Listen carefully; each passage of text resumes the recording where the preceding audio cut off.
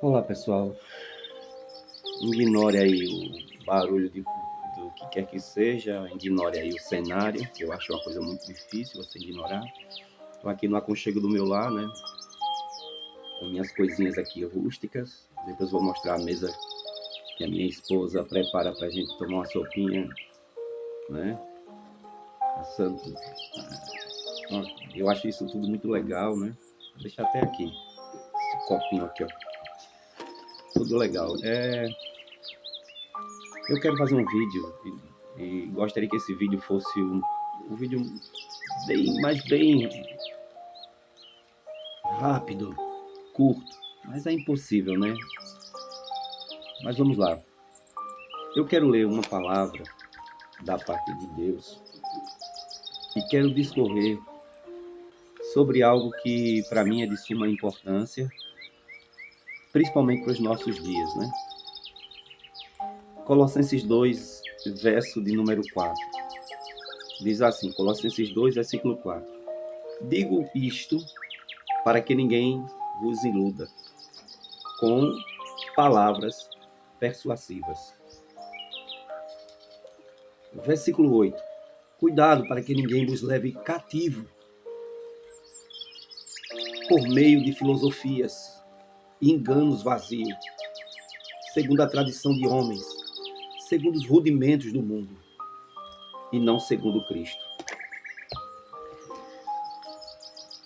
Então nós temos aqui um alerta do apóstolo Paulo, e eu não quero contextualizar, eu não quero, na verdade, me atentar para o contexto da época, né? E aí a gente ia levar um pouquinho mais de tempo, mas eu quero contextualizar esses versículos com a nossa realidade, né? Com o nosso dia a dia. E a realidade dos nossos dias é que, com o advento da internet, que tem dado voz para inúmeros pregadores, inúmeros professores ou pseudos professores e pregadores, a heresia ou as heresias, elas têm tomado uma proporção gigantesca e tem causado males terríveis no coração, na mente dos seres humanos que desejam servir a Deus.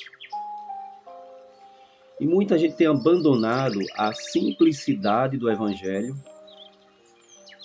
para seguir exatamente o que nós acabamos de ler em Colossenses 2, versículo 4 e versículo 8. Seguir vãs filosofias. E o versículo 8 diz: tenham cuidado para que vocês não sejam cativos, presos. E é isso que tem acontecido.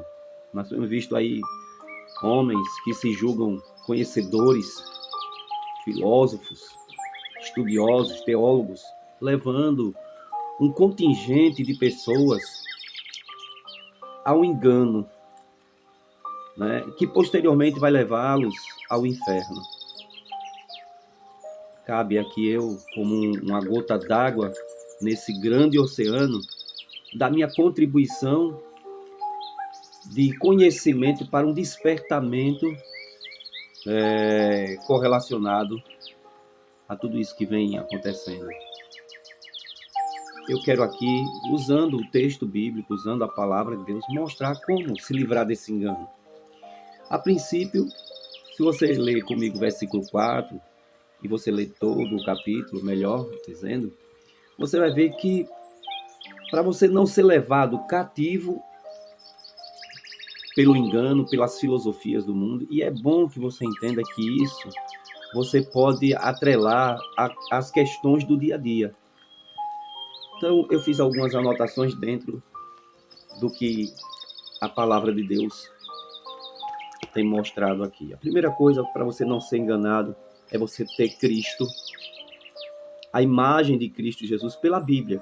Leia os 4 evangelhos, Mateus, Marcos, Lucas e João, e você vai ver a simplicidade de Jesus, a vida de Jesus e os ensinamentos de Jesus Cristo.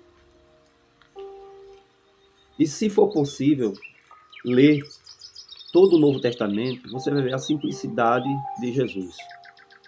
Como ele é simples. Então, para não ser enganado, leia somente a Bíblia. Procurando ver e entender paulatinamente os ensinos de Jesus. Isso é muito importante. Esse é o primeiro passo para você não ser enganado pela beleza da fala, pela sabiciência das palavras dos enganadores. Você sabendo quem é Jesus, dificilmente você vai ser enganado. Então, a segunda coisa é você ter a vida de Cristo em você. Isso você encontra em Colossenses 3, verso 4. A vida de Cristo em você. Jesus vivendo em você. Aquela vida de comunhão, de oração, de busca, sendo guiado pelo Espírito Santo do Senhor. Isso é importante demais. Porque o nosso espírito carregado, cheio, preenchido do Espírito de Deus, ele testificará a verdade em nossos corações. Em terceiro, você tem que entender que está escrito aqui no capítulo 2 de Colossenses, versículo 19, que Cristo é o cabeça. O que quer dizer isso? A cabeça é sinônimo de autoridade. Ela é quem governa o corpo. Jesus é o cabeça da igreja. Aplicando isso para a sua vida, seja guiado por Cristo. Seja direcionado. Seja subserviente a Cristo. E não a homens. Homens que querem levá-lo a um conhecimento errôneo de Jesus. Um Jesus que é a favor de aborto. Um Jesus que passa a mão nos erros estes que são repetidos constantemente, voluntariamente. Erros que são agradáveis para o ser humano. Não creio num Jesus que, como disse Ed Renekiewicz ou Caio Fábio, um Jesus depravado. Um Jesus que apoia causas que vão de encontro com os princípios morais estabelecidos pelo próprio Deus. Então, conheça e seja direcionado por Jesus, não por esse tipo de homens. Em quarto lugar, devemos procurar constantemente conhecer a Jesus. Esse conhecimento ele é um conhecimento de via dupla.